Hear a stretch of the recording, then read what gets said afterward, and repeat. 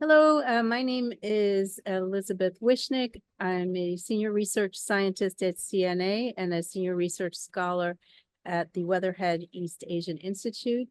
It's my great pleasure to moderate this dialogue on South Korea, the US, and the Arctic.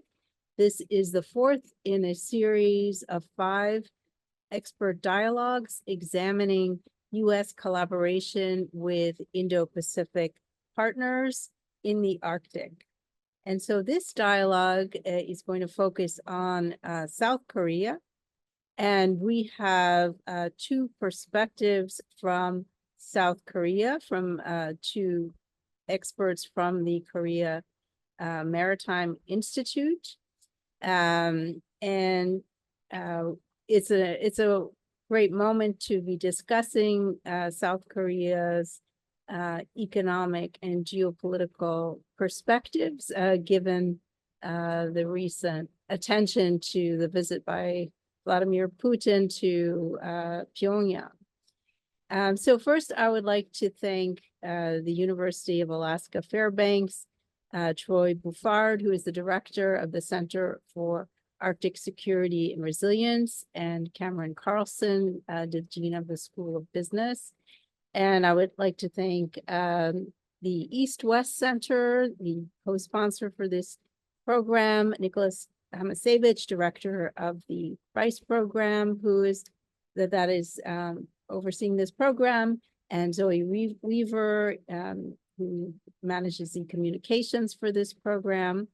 And I'd like to flag that the East-West Center has been working with the Korea Maritime Institute for some years in a North Pacific Arctic initiative that is headed by former East-West Center President Charles Morrison, whom I hope will be joining us later. So we have a longstanding connection to your institute, and so we're so pleased that you could join us at this early hour for you to discuss your perspectives.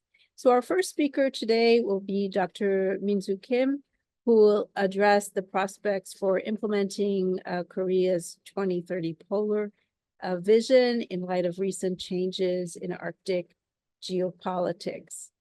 So Dr. Kim, the floor is yours. Thank you so much.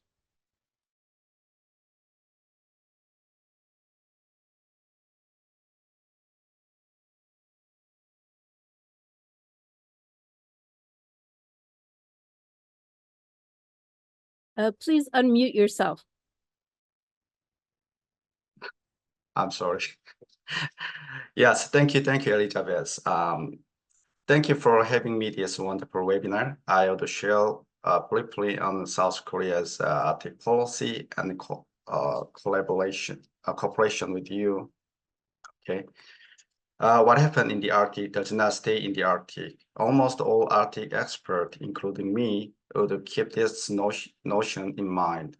This phrase encapsulates the idea that Arctic issues are inherently international, underscoring the necessity for cooperation between Arctic and non-Arctic nations. In this way, the Arctic is going global. Can you hear me? Yes. Okay. Yes. So yeah. The role of non-Arctic nation in the global Arctic landscape is crucial. South Korea possesses both the willingness and capability to cooperate and contribute to a sustainable Arctic. Korea's journey in the Arctic cooperation and policy can be categorized into 3 main stages. The first stage is from 2002 to 2012 was a period of cooperation based on scientific achievements. During this time, scientific activities were conducted through the Dasan Scientific Base, established in Norway, Svalbard in 2002, and Korea's first research icebreaker, Araon, launched in 2009. Based on this scientific infrastructure, Korea made significant advances in cooperation with the Arctic nation and experts. The second stage, from 2013 to 2022, began with Korea obtaining permanent observer status in the Arctic Council, which led to a full-scale promotion of Korea-Arctic policy and cooperation across various fields. First, in the field of science, the Korea Polar Research Institute participated in the largest ever international joint Arctic research initiative, the Mosaic program, in 2019. Additionally, construction has begun on Korea's second ice-breaking research vessel, which is expected to be deployed for Arctic research starting in 2027. Second, in the international cooperation arena, here are a few exemplary cases related to Arctic cooperation.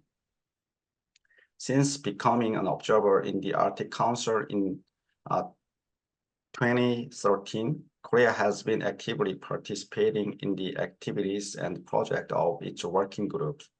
Among engaging projects are Arctic Migratory Birds Initiative, MB of CAP, sustaining Arctic observing networks, a sound of AMAP, new low sulfur fuels, fate and behavior in cold water conditions of EPPR, systemically strengthening observer engagement project of PAIN, and so on.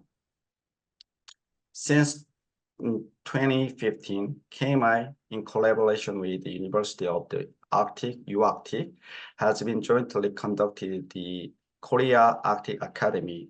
Under the sponsorship of Ministry of Ocean and Fisheries, KAA has gained its popularity among Arctic states as an educational program where Arctic and Korean students share and discuss Arctic issues together through online classes and field visits.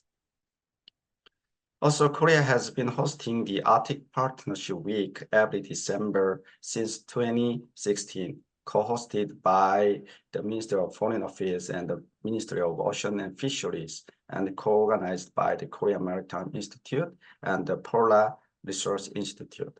This event brings together Arctic and non-Arctic nations to discuss Arctic issues. Through various sessions on policy, science, culture, economy, and public awareness, Arctic Partnership Week has played a meaningful role as a cooperative platform to bridge Arctic and non-Arctic regions and harmonize their voices. As is widely acknowledged, Korea became one of the first non-Arctic nations to sign the Central Arctic Ocean Fisheries Agreement, shortly CALFA, along with China and Japan in 2018. Afterward, Korea successfully hosted the parties, the conference of parties consecutively from 2022 to 2024. The third meeting of the parties was successfully finished 2 weeks ago this June. Third, domestically, national law and basic plan was established during the second stages. The Polar Activities Promotion Law Act was enacted in 2021, and based on this law, the basic plan for polar activities promotion was established in 2022. These laws and national plans have enabled Korea to pursue more systematic and long-term Arctic policies, activities, and cooperation. Also, in June 2022, the Korea Network for Arctic Cooperation was launched to systematically support Arctic experts and stakeholders so that they can more actively participate in Arctic cooperation. The third stage, starting from 2023, marks a new era of Arctic cooperation. The year 2023 marked the 10th anniversary of Korea's gaining permanent observer status in the Arctic Council. Building on the achievements of the past 20 years, Korea aims to further solidify Arctic cooperation both legally and institutionally. Also in 2018, South Korea proclaimed the 2050 Polar Vision to participate in and contribute to the future of Arctic from a long-term perspective. Through this vision, South Korea has laid the foundation for both domestic and international policies and cooperation to promote sustainable development in the Arctic and engage with the future generation based on an awareness of the importance of polar regions. However, from the current standpoint, the future of Arctic cooperation appears challenging. We face multiple crises, including the COVID-19 pandemic, economic instability, climate change, and geopolitical tensions. Against this backdrop, Arctic cooperation is entering a kind of recession, I think, significantly impacted by the Russian invasion of Ukraine. Currently, the 7 Arctic nations are cutting ties with Russia. The Arctic Council is now at a stage where only minimal cooperation is occurring at the expert working group level.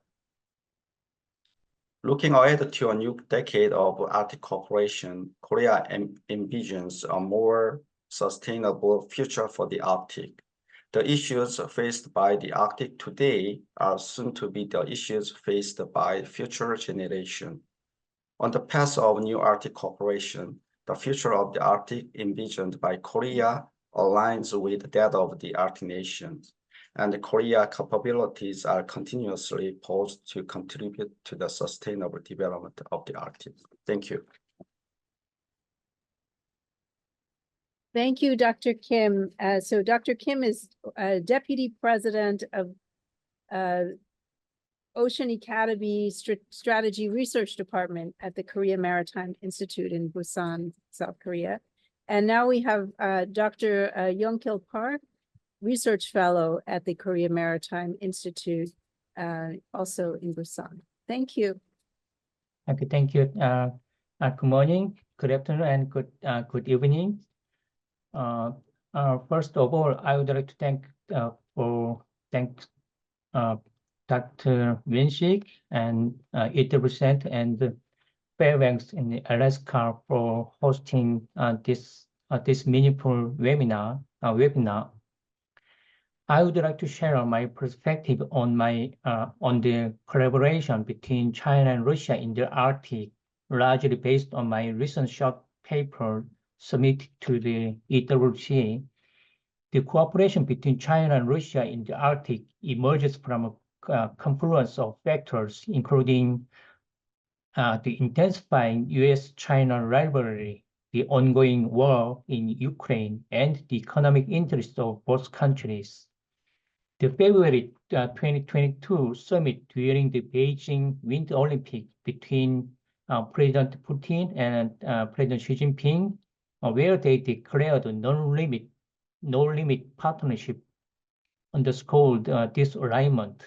Despite Western condemnation and sanctions, China's support for Russia's invasion on Ukraine further exemplifies their close ties. Their collaboration extends beyond economics,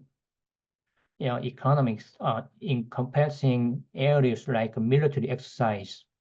While the immediate impact on South Korea is limited, it remains concerned about the long-term implication in the Arctic and their current collaboration in the East Asia.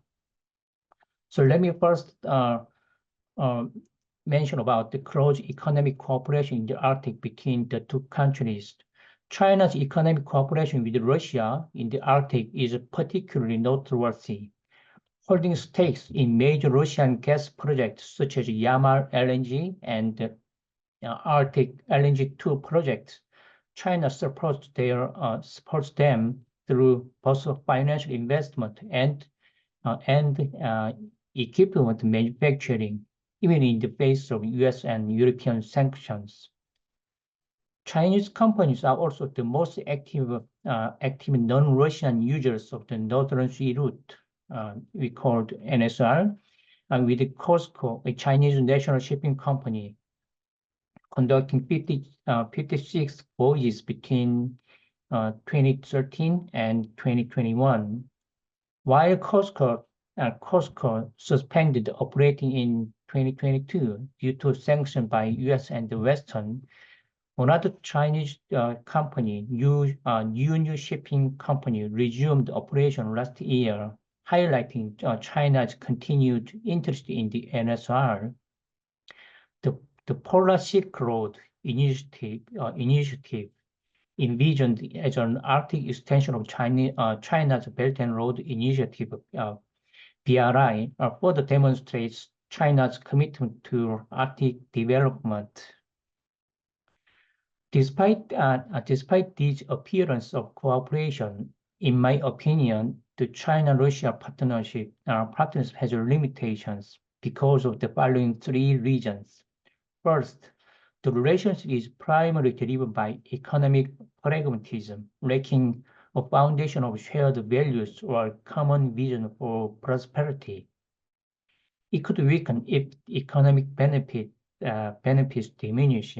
Second, the deep trust is absent between the two countries. The lack of trust breeds suspicion of each other's actions and leads to the search for alternatives. Actually, Russia is concerned that China, which calls itself a near-Arctic state in its Arctic policy released in 2018, so China will expand its influence in the Arctic.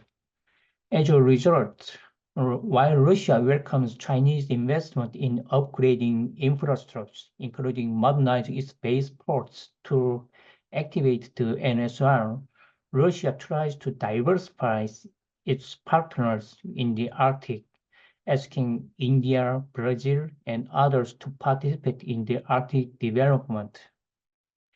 Similarly, China hesitates to invest heavily in Russian ports, fearing limited control compared to BRI projects elsewhere. This lack of trust hinders deeper collaboration, preventing an alliance-like relationship.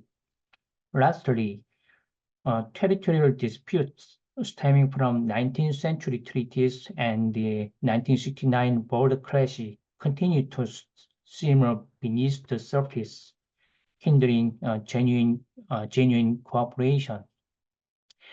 For example, the conflict between the two countries is reflected in an official map released by China in August last year. China had agreed to divide the island between the Amur and Usuri rivers with Russia through the Sino-Russian border agreement in 2004, but the map showed the entire island as a Chinese territory. Finally, let me explain about, let me share about the South Korean perspectives on the collaboration between China and Russia. In my opinion, the impact of China-Russia cooperation in the Arctic on South Korea is nominal. The main reason for this is that South Korea currently has minimal involvement in Arctic economic activities, which is expected to continue for a while in the future. Existing energy supply policies of South Korea and the sanctions of US and Western countries on Russia limit South Korea's economic engagement in the Arctic. While South Korea's shipbuilders like Hanwha Ocean Industry and Samsung Heavy Industries have supplied vessels to Russia, the sanctions on Russia have led to contract cancellations in early this year. And the South Korean shipping companies, after several trial voyages with the Korean government support, have been hesitant to utilize the NSR, mainly due to economic and environmental factors. Nonetheless, South Korea has some concerns about the close collaboration of China and Russia in the Arctic. Firstly, continued Chinese use of NSR could weaken South Korea's future competitiveness in Arctic shipping as China gains experience and specific information about the NSR and Arctic. Secondly, China's potential involvement in modernizing Russian ports might hinder South Korean participation in infrastructure development projects of Russia. Despite Northern policy initiatives under the former administration of South Korea, tangible progress in the infrastructure development of Russian ports has remained elusive because of economic and geopolitical factors. On the other hand, South Korea has great concern about the strengthening China-Russia military cooperation around the Korean Peninsula. The increased frequency and scale of joint military exercise in the East China Sea and the East Sea or Sea of Japan raises anxieties from South Korea. And also, South Korea has much more concern about the collaboration between Russia and North. Only just 2 days ago, Russia President Putin visited the Pyongyang, North Korea, and Putin and Kim Jong-un they signed comprehensive strategic partnership agreements. To conclude, while the immediate impact of China-Russia collaboration in the Arctic on South Korea is limited, it remains wary of the long-term implication for its economic and security interests. The potential for weakened competitive edge in Arctic shipping missed the opportunities in infrastructure development and a more volatile security environment in Northeast Asia are key concerns for South Korea. This is my presentation. Thank you for your attention. Thank you, Dr. Park and Dr. Kim for your earlier comments. So I think South Korea plays a very interesting role in the Arctic. It's been involved for nearly 25 years, and it was the first Asian country to have an Arctic policy. But we often focus more on China and the Arctic, but I think South Korea has a lot of contributions in this region. And so now we have the opportunity to discuss this in greater detail. So I would invite the audience to write their questions in the Q&A box. And while you're doing that, I'm going to start our discussion off. So I'm going to start with you, Dr. Kim. You are outlining the different phases in South Korea's involvement in the Arctic.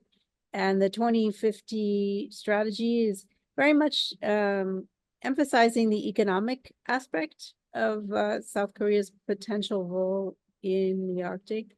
But we just heard from your colleague, Dr. Park, that there are a lot of constraints due to sanctions on Russia that have led to some cancellation of projects and some hesitancy.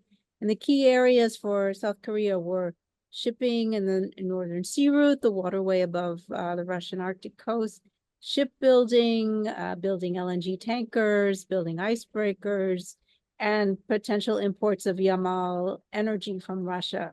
So given the sanctions imposed on Russia and South Korea's compliance with them, how do you see South Korea's Arctic policy being readjusted? Do you think there'll be priorities on other areas like science and education, or interaction with other Arctic states apart from Russia?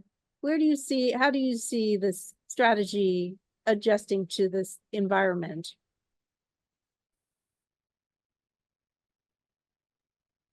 Yeah, thank you for the very insightful question about the Korea Arctic policy.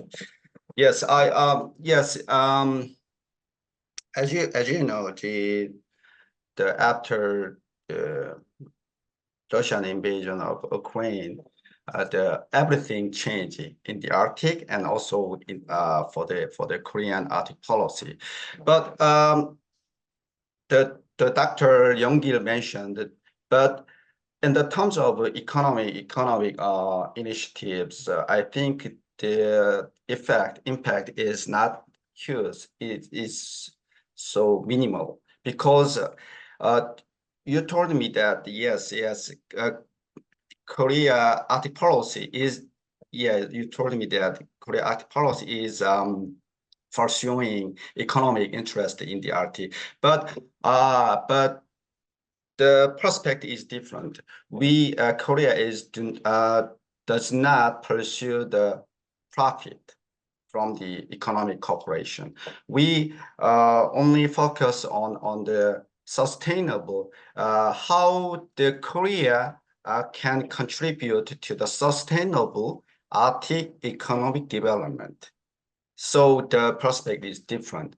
So yes, unlikely the Korea do not have any economic project in the Arctic with the money and the financial support in the Arctic, but the Korea is focusing on the using the fourth industrial technology. I mean the innovative technology, eco-friendly technology. So we are trying to apply those technology to the ship building and other protect marine environment like that. So yes, so I think that the basic principle of Korea Arctic policies as a responsible observer state or non-Arctic states to contribute to the sustainable Arctic development is not changing before and after the Russian-Ukraine war. So there are not much change in the Arctic policy after Ukraine war. Yeah, I stop here. I'm just going to follow up for a moment. It was my understanding that there was a contract between South Korea and Russia for Korea to provide tankers to transport the Yamal gas, and those contracts were canceled. So is South Korea going to try to cooperate with other countries in place of Russia in terms of providing these technologies for energy or for shipping in the Arctic? Yes, I think Dr. Young-gil Park will give more details about the this ongoing project, yes, economic project. But the Korea is the Korea has operating the bilateral Arctic consultative meeting at a government level with the now seven states. Unluckily, without the U.S. So taking advantage of those the bilateral the government the consultative meetings, the bilateral I mean the Korea and the counterpart are now the focus on to what area is very feasible cooperative for the economic development for the both states. That is now ongoing dialogue agenda between two the Arctic states. So, but in my to my knowledge, there is no concrete economic project, but we are trying to find out what is reliable and feasible the project for both the Arctic both Korea and Arctic countries now. Yes. Thank you. And now, Dr. Park, you concluded that in your comments that the China-Russia partnership poses the greatest challenge in terms of the military dimension because of the frequency of exercises in the region that would impact South Korea. But you also closed with the discussion of recent developments and the Putin visit to Pyongyang. And I read that South Korea was considering sending direct military aid to Ukraine after the conclusion of this mutual defense treaty between Russia and North Korea. So would you say, in trying to understand the geopolitical environment that South Korea faces in the Arctic, which do you think is the bigger concern, strategic concern? Is it China-Russia or is it Russia-North Korea in terms of how South Korea thinks about the Arctic in the geopolitical context? Of course, for South Korea, the Russia and North Korea, the cooperation on the military, in terms of military, their cooperation is much more concerned than the Russia-China collaboration in the Arctic, because the North Korea is always the most significant issue in South Korea. The top priority always for South Korean government. As you mentioned, that the Putin and Kim Jong-un, they signed an agreement just 2 days ago, and yesterday they released the agreement, and we are very much concerned about the Article 4 of that agreement. It is about the Article 4 of the agreement is about the mutual military assistance pact. So let me read the article. If one party is attacked by another country or countries and enter a state of war,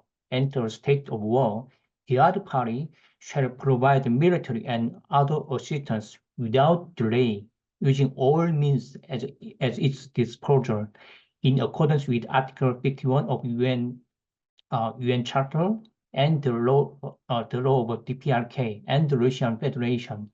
So when we compare this article to 1953 mutual defense treaty between South Korea and United States, this agreement, the agreement between North Korea and Russia, is much more strong than the mutual defense treaty between South Korea and the United States.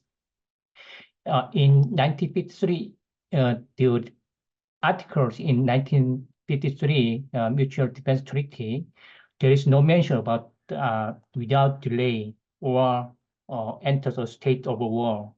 So South Korean government is very much concerned about this recent development between North Korea and Russia. And so these days, there is some discussion on how we respond to these recent development between North Korea and Russia. One of the options can be for South Korea to supply some armed weapons to Ukraine. But this is a very controversial issue because South Korea has never supported to other countries these armed weapons. So we don't know. Actually, Korean government will support this kind of weapon to Ukraine or not.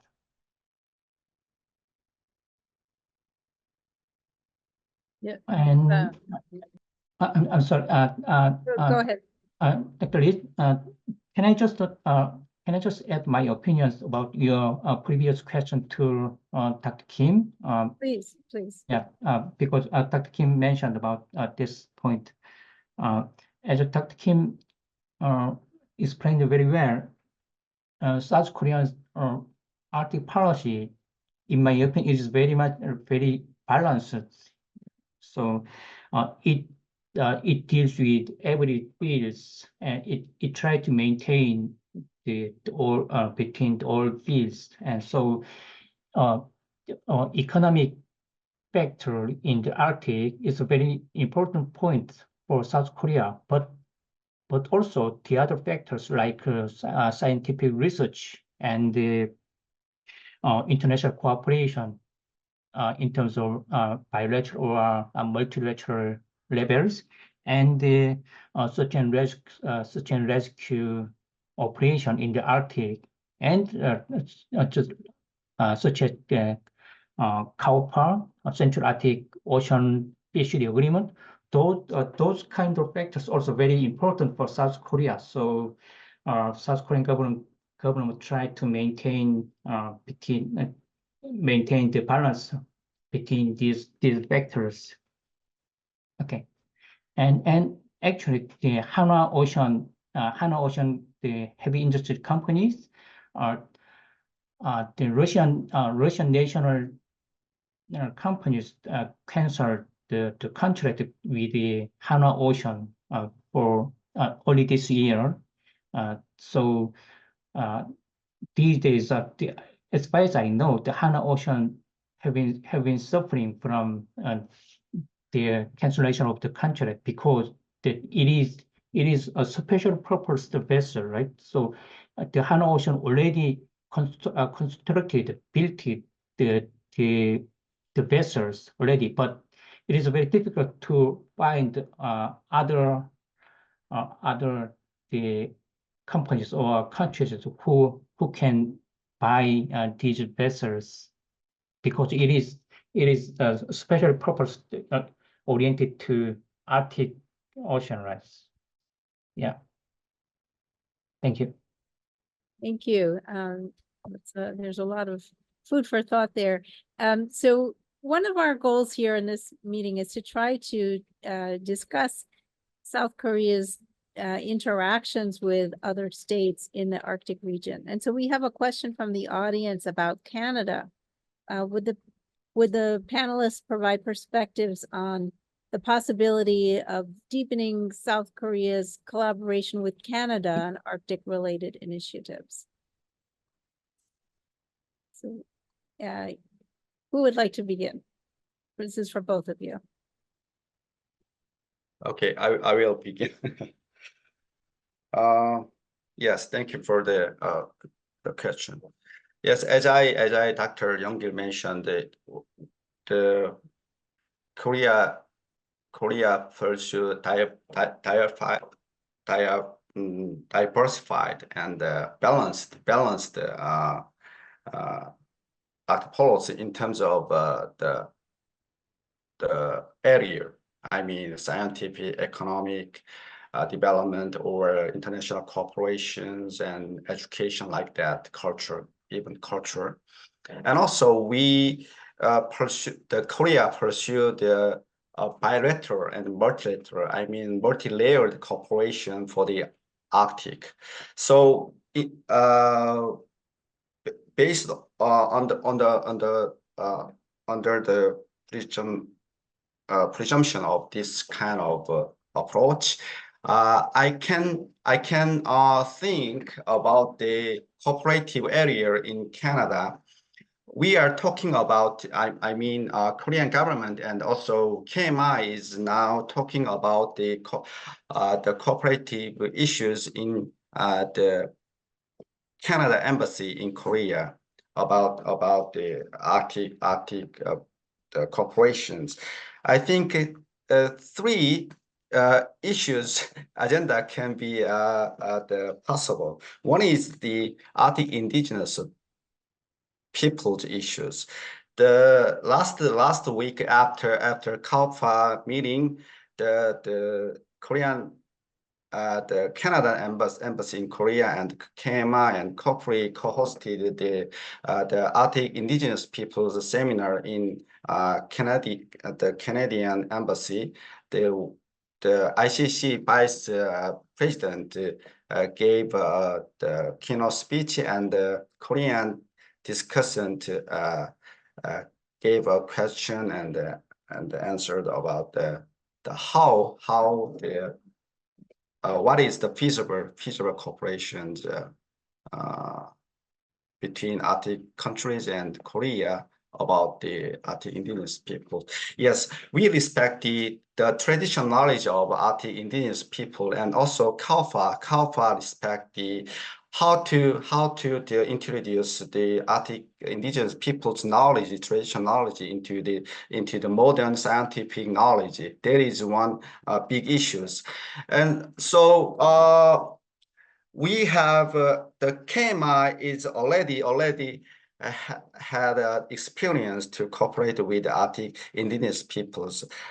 We financially support the ICC project of PAIN last year, and also the KMI financially support for the Amium project led by the Aleutian International the association in 2015, and also KMI and the University of Washington held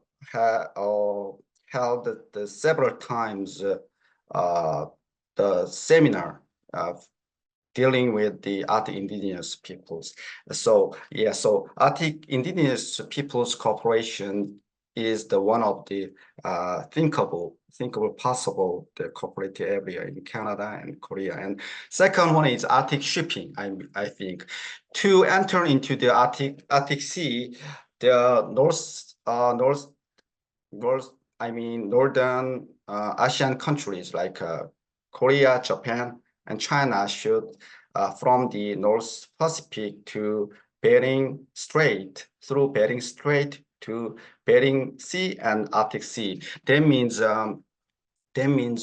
we are the Korea.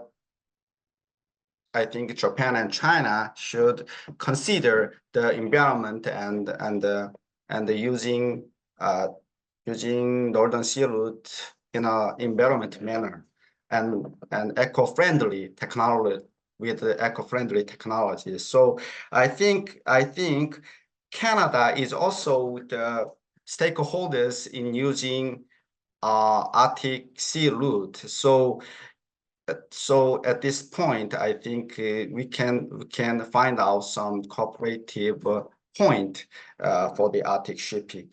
And third one is the fishing. I mean, yes, Canada and Korea is are the parties of CALFA. So I believe that to protect the Central Arctic Ocean's marine environment, and also to use the Arctic Central Arctic Ocean for fishing, we need cooperation and among stakeholders, including Canada, US, and also China, Japan, and Korea. So those countries can cooperate in the fishing area in the Arctic Ocean. So yes, thank you. Thank you. Dr. Park, do you want to comment on Canada? Yeah, just let me add some short comments on regarding the collaboration between Korea and the Canada or the US on the Arctic. I think we have to examine, or we have to consider field by field or area by area. As Dr. Kim mentioned, explained very well, there are many areas or fields which we can increase our cooperation with the Canada or the United States. But there are also many fields that it is very difficult to increase this kind of cooperation in the Arctic because of the very limited or tough situation. The one I think one is the maritime security cooperation in maritime security in the Arctic between Korea and the US or Canada.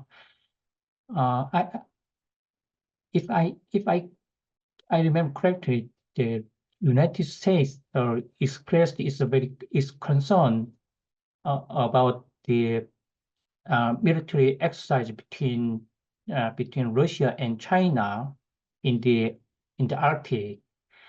But I don't think that it is. But I don't think it is much more. It can be the concern by the because the Arctic Ocean is very far from the northeast countries from China, so I think China will not increase its joint military exercise in the Arctic with Russia, and also considering the South Korea's the capacity and the tough situation in the around Korean Peninsula. So the South Korean Coast Guard and the Korean Navy, for them, for those institutes or the Korean Coast Guard and Korean Navy, it's very difficult to send their forces to the Arctic Ocean for the joint military exercise or joint exercise for search and rescue. Yes, this is my opinion. Okay. Thank you. I think that question was very interesting because it brought out answers that we don't usually read about when we read about South Korea's role. But I just want to follow up on Dr. Park's comment. You mentioned that it's difficult for South Korean forces to participate in those kinds of exercises. Well, what if there were a North Pacific Arctic initiative with Canada and the United States? Would that be a means of encouraging greater interaction in terms of maritime security and search and rescue? Yes, I think it is feasible for South Korea, and actually I think the United States, U.S. government invited South Korea to join the kind of exercise in the North Pacific Ocean, but one concern for South Korea is that we have to consider the position of Russia and also this North Korea, because that kind of cooperation may provoke can provoke the Russia. So if I think the United States wants South Korea and the Japan also to join on the kind of the cooperation and in those Pacific. But if then we are worried about the situation that the Russia and China and the North Korea, they can exercise the similar operation or similar exercise in the East Sea or those Pacific Oceans. I see. That's a good point. So we have a question from Charles Morrison. I think he would like to speak. Go ahead, Charles. Yeah, well, first of all, I want to thank Minsu and young Kil for joining Elizabeth with this program. It's been great, and we've enjoyed our collaboration at the East-West Center with KMI for 12 years on the North Pacific Arctic conference and look forward to this current one coming up. My question really relates to the kind of position that Korea has in an intergovernmental sense vis-a-vis the Arctic Council. And so when we first started the NPAC, our collaboration, you were not a permanent observer. After 2013, you became a permanent observer, but there's limitations to that status. And I've heard from at least one of your colleagues that it's sometimes even hard to motivate young South Koreans to go into Arctic studies because of these kinds of limitations. So I know you're not, as a non-territorial country, there's natural limitations, but there's also questions as to whether, even if you're non-territorial, you have stakeholding interests that are almost equivalent to being a territorial country. So anyway, I know this is a item that keeps coming up from time to time, and I know the current kind of uncertain status of the Arctic Council makes it maybe less relevant. There might be other times, but I'd appreciate your thoughts about whether South Korea is kind of properly able to engage with the Arctic issues in its current status in the Arctic Council or in other institutions. Thank you.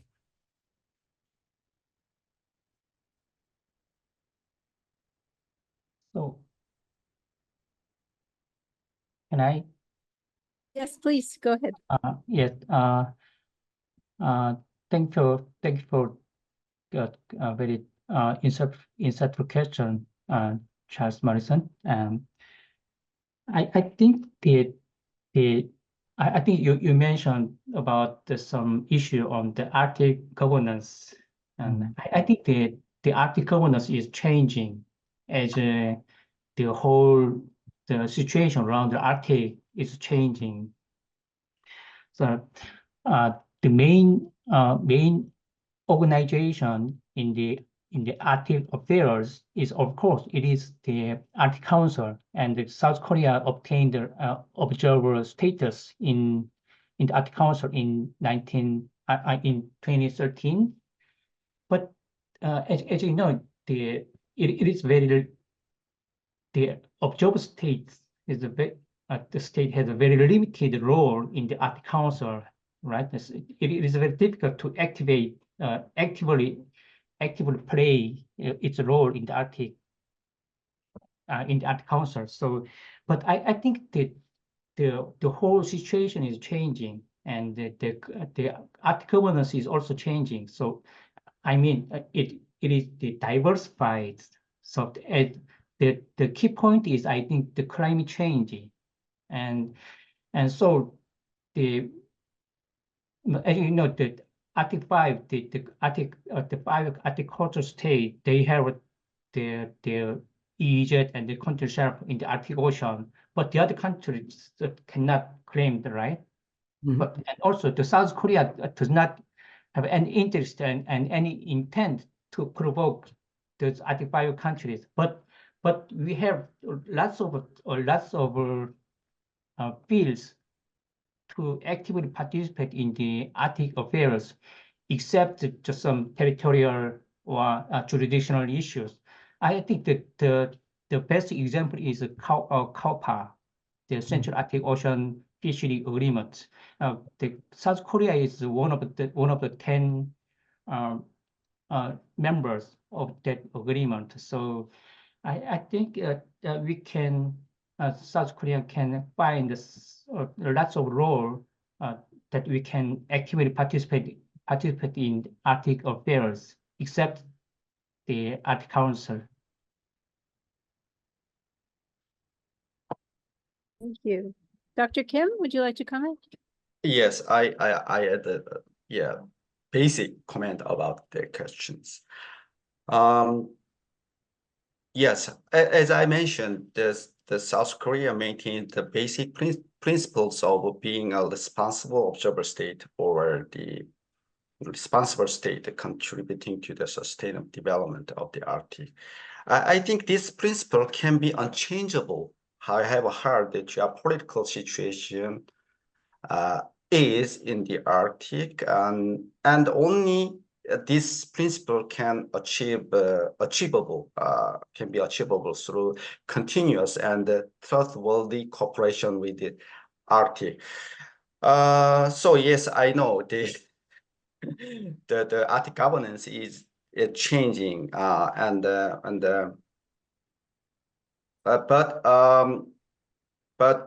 South Korea, yeah, continues limited but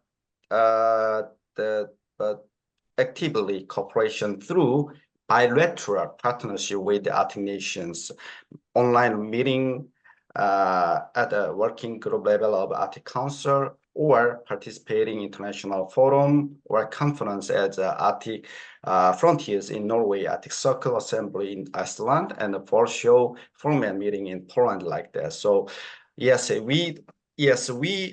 Arctic Council is now becomes unstable, but the Korea try to obtaining the basic principle to contribute to sustainable Arctic development. Yeah, we continue to try. Thank you.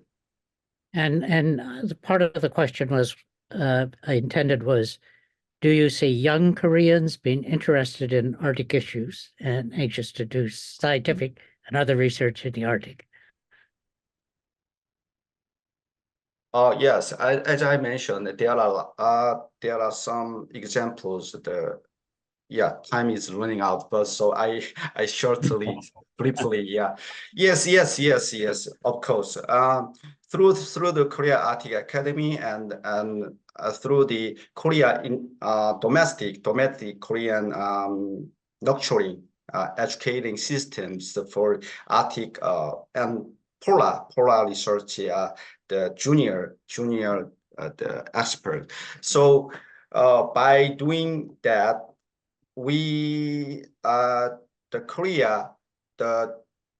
Korea now continue to increase the public awareness among younger researchers, and also in MPAC. During the MPAC, we try to invite the younger generation to speak their voices about the Arctic issues and Arctic cooperation. Yes, thank you. So our session is coming to an end, the public session, and the next stage of this discussion is going to be more informal.